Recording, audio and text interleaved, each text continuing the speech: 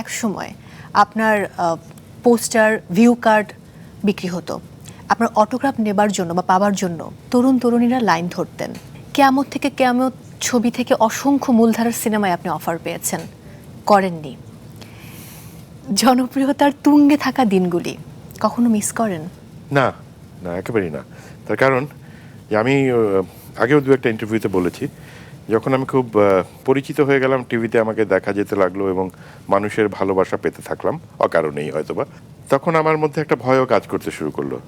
কেননা আমি সেই জনপ্রিয়তার কারাগারে বাকি জীবন কাটাতে চাইনি। আমি বরং সাধারণের মধ্যে মিশে চলতে চেয়েছি। যেমন বাসে চলেছি, বইমেলায় গিয়েছি, মঞ্চনাটক দেখতে গিয়েছি। তো আমি ওটা, আমার প্রাইভেসিটা আমি পছন্দ করি এবং আমি শুধু রোমান্টিক নায়ক হয়ে জীবনটা কাটাতে চাইনি। তো সেটা আমার একটা কনসিয়াস ডিসিশন ছিল।